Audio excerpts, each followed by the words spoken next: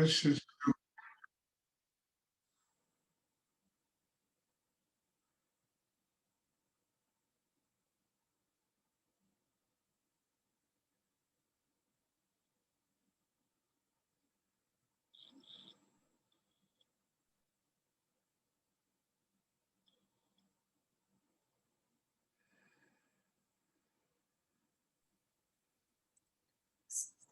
Stuart, yes. when you are not in meditation, but just, with people in general, how do you, where do you focus or how do you open to keep that flow outside of the direct meditative state between you and other people?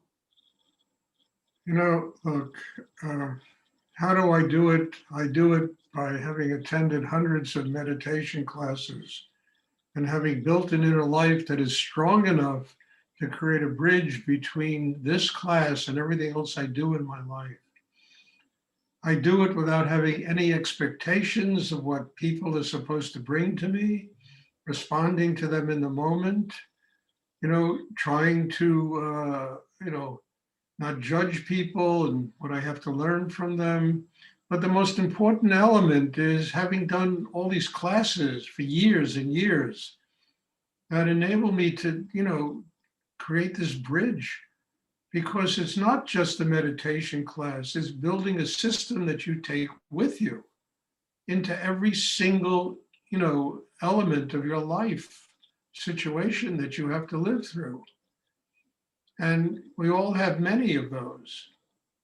And meditation classes aren't worth much if one doesn't gradually build a system that can enable them to do what I'm talking about. So, how do I do it? I think, this higher energy did me, transformed me into somebody who can just deal with almost anything that comes up. You know, sometimes I get upset, I get angry. There's a part of me that's very human. And when people really do stupid stuff, you know, but usually it's dropped and forgotten, forgiven in seconds. I don't hold on to things. Again, that's part of having built a system that enables me to do this, to live this way. And I don't know another answer to that because it's not like I can turn on a light bulb, and a lamp on and off. With It's having developed an inner life that enables me to cross that bridge. And I don't find there's any separation between meditation and the rest of my life. The people that are in my life, the people I meet, new people, old people, there's no separation, and I try to live that way. And sometimes it requires getting, pretty strong with people. I've had to do that just recently because somebody was it was just ridiculous what the person was doing. I had to tell another person this week, look, maybe you should not do this meditation. It's a person who I wouldn't allow to come to the class, but I was trying to incrementally prepare him to do this because he's so screwed up, so neurotic, this person, that I thought this class would do damage to him rather than help him. And I was trying to incrementally get him strong enough. And this has been going on for months, via email and finally I realized, I said, Shakti and energy of this nature is not for this person. I really suggested that he goes to a church or a synagogue or, where every week you go and there's social interaction and, that type of thing, which probably in his condition would be much better for him than sitting here and trying to take in this energy and he's not ready for it. So everybody's different. Everybody's different. And, through years of training, I try to tune into people and certainly try to respond to them in a way which is not, well, you got to do what I do, No. But you have to respect what I do and not try to, crap all over it. And at the same time, I respect what people do. Do your life. I mean, you just let life be, but you got to have a system inside that enables you to live that way. And that's what the meditation is for. It's not only to build a spiritual life, it's to become more of a human being.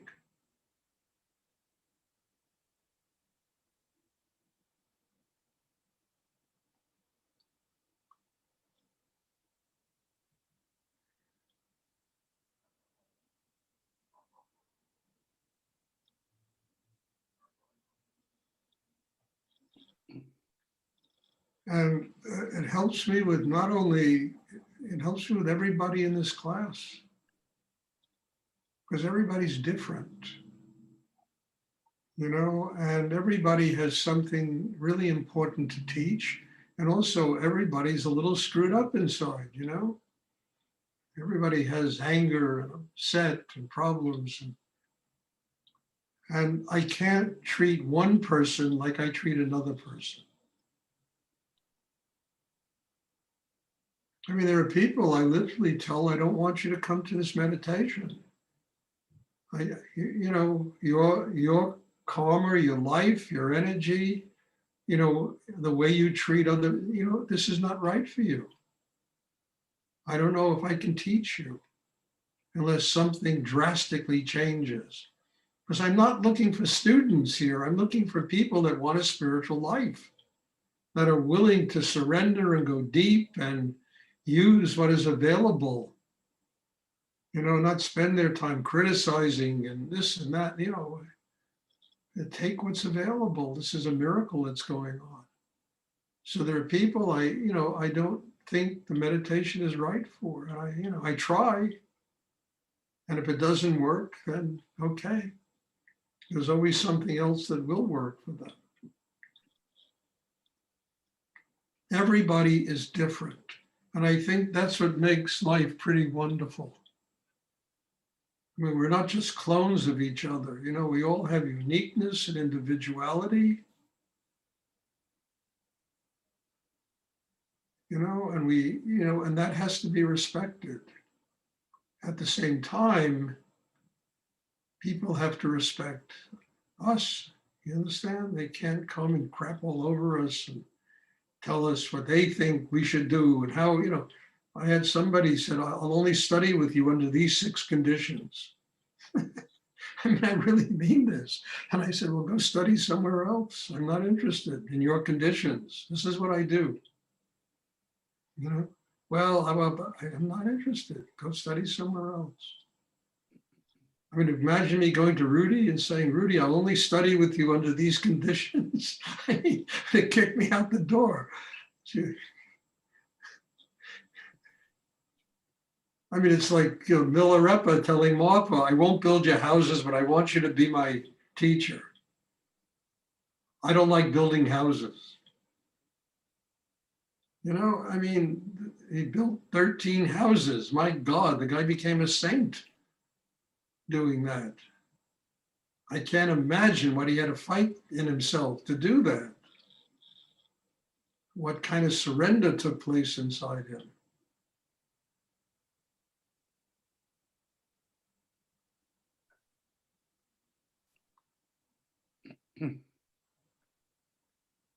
So everybody is different, and the only way I've learned how to deal with all this difference is having built a system that doesn't have any preconceptions about the way what people are going to bring, and try to be strong enough to, okay, let me work with this. If I can't, I'll tell them, And you got to learn this. I mean, look, the first place you have to learn this is in family. Of course, there's nobody in one's family that's going to do that. It's just guaranteed somebody's going to do something to annoy you, in a family. But you have to learn to love people unconditionally and not expect them to function the way you think they're supposed to function.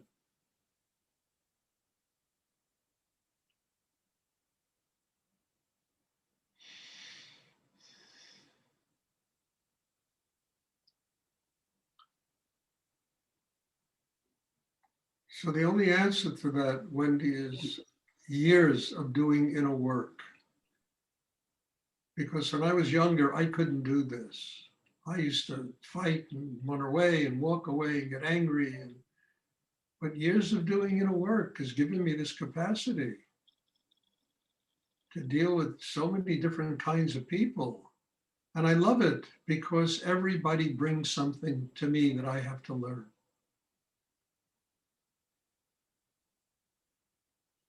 It used to be much more. I mean, my God, when I was in business and teaching in prisons and the endless stream of people that came through my life. I mean, when I had a gallery in New York, every Saturday, 10 to 15 people would come there to meditate with me every Saturday. And at the same time, I had to sell art. I had to live, and I had people, meditation, healings, this, it was like unbelievable what used to go. I mean, I know Chris isn't here tonight, but you could ask her. She used to work for me. What used to go on there? Celebrities would come in, and this one and that one, everybody demanding my time. And I had to learn how to stay centered, how to not, how to do, like to be Shiva, you need 8 arms to do everything and stay centered,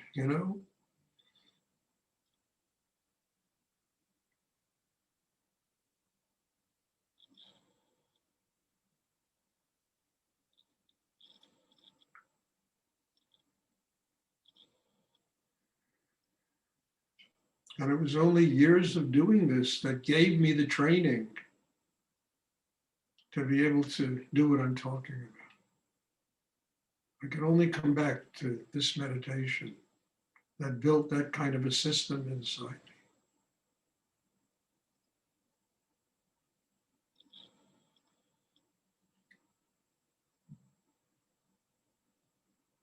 Does anyone else have a question they would like to ask?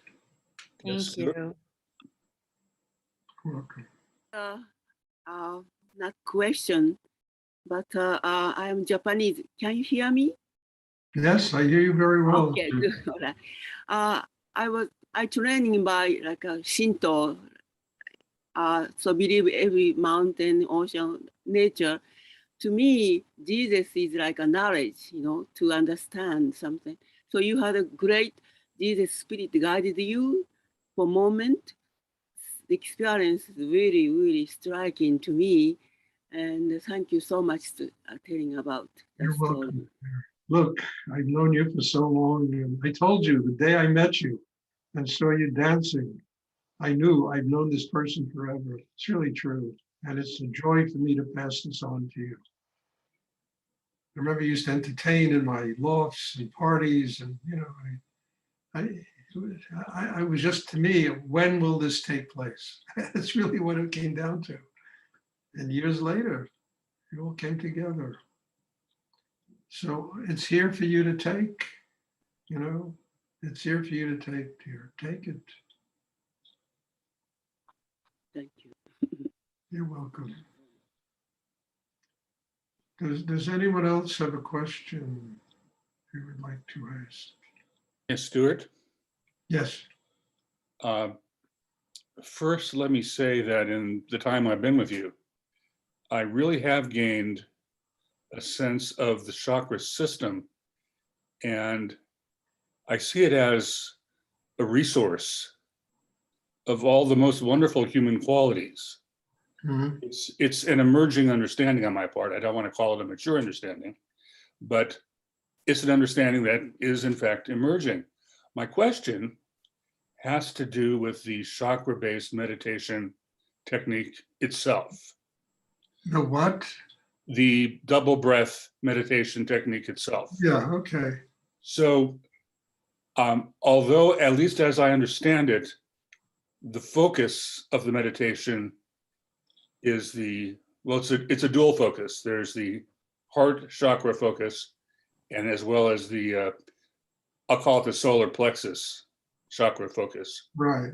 I find that in this meditation, I also want to visit the base chakra and I want to visit the crown chakra. My question is your recommendation that the double breath meditation remain as it is strictly defined between the heart Well, and the solar plexus? let me explain, okay? The double breathing exercise, its purpose is to open the entire chakra system. First element is one has to stay focused at the root, It's 9 at the o'clock. core. And by being focused there and breathing there and opening that chakra, you build strength that enables you to then open the heart chakra and keep it open. A heart chakra is like a lotus flower, you know, and it really has a stem, it has roots. And when those roots are solid inside you, then the heart chakra can stay open.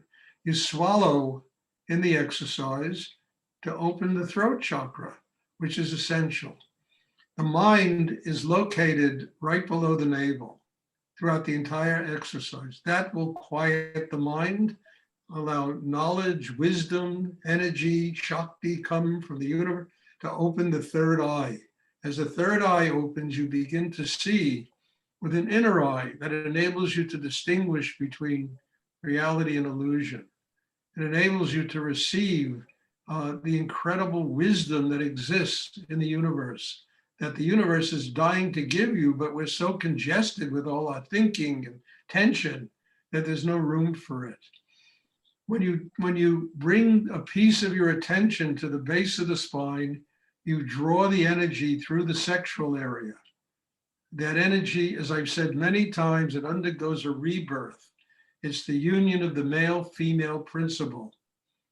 That rebirth will activate Kundalini. When Kundalini is activated, it will flow up the spine to the crown chakra, and it will open the crown chakra. So this meditation is really working with the 7 basic chakras. But in order to make it work, we need to be grounded. I can't repeat this enough, because if you activate Kundalini and you're not grounded inside, it could do more damage to you than good. You understand? If you spend all your time meditating on the third eye, it could do more damage to you than good. If you just meditate on the heart chakra, it's not going to stay open. It needs roots. It needs foundation, the strength to keep it open. All of the chakras need roots. It needs foundation. It needs the strength to keep them open, and they're all connected. So the double breathing exercise, as Rudy once said, is like playing a one-man band. It really has to do with a holistic approach to opening inside and doing deep inner work. Because every single chakra is a link to higher energy in the universe. Every chakra has a purpose, and doing the double breathing enables the Shakti to flow inside you and to open and strengthen the entire chakra system. There's a little exercise you can do, but don't do it a lot. Do it maybe once in a class.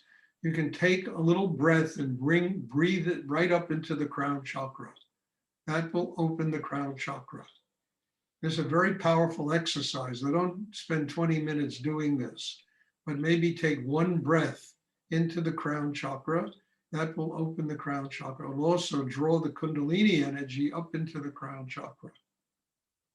So this is a holistic, this is Whole Foods here.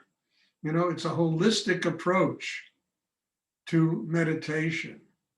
And in many ways, it's complicated and it's also difficult, but at the same time, it's very simple. Getting grounded. And by getting grounded, opening the heart, that allows energy to flow from the mind, to the chakra below the navel. That allows you to receive higher energy, spirit, knowledge, wisdom. That allows the throat chakra to open by just simply swallowing. And what is the throat? That's the whole way we communicate. It's sound. It's such a profound energy, the energy, the Om sound, the energy of sound. And it works throughout the entire system that way. the double breathing exercise is like a miraculous thing that Rudy developed. I've never met another teacher outside of his lineage that does that. And frankly, I've met teachers in his lineage that don't do it like that. They focus on the heart center, they focus on the third eye. I mean, I don't know, what they do, but it's not what I learned from Rudy. I don't put it down. I mean, if it works for people, fine. I don't care. Whatever works. That's my philosophy, So what I don't hear you saying, first of all, that's a beautiful, beautiful answer, very explanatory, and thank you a great deal for that. What I don't hear you saying is, in the same way that on occasion one should put some energy into the crown chakra, I don't hear you saying that relative to the base chakra or the Muladhara. What do you, I'm just asking you to confirm that you're not recommending taking that occasional visit down to the base chakra, to the Kundalini? the Kundalini or the chakra number 1, or however it's referred Oh, to. that's for the Kundalini. Well, you bring a piece of your attention there. That's part of the exercise. 5 or 10% is enough. That will activate the Kundalini. That's also part of the exercise, to bring 5, 10% of your attention to the base of the spine.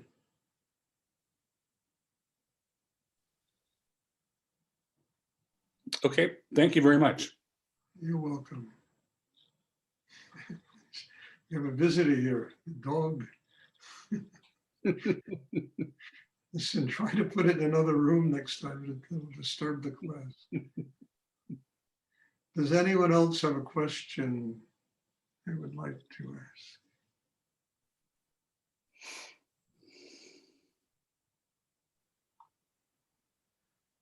Okay, if there are no more questions, then,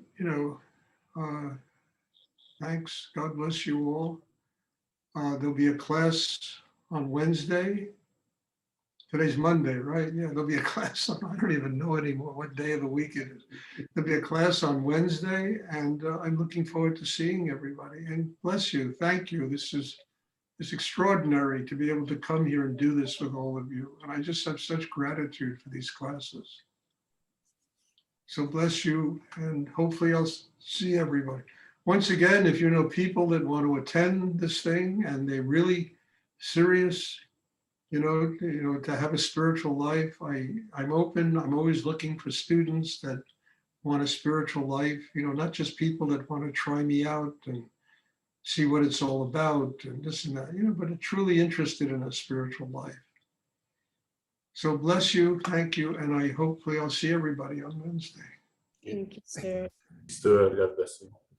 Thank you, Stuart. Good night. Right.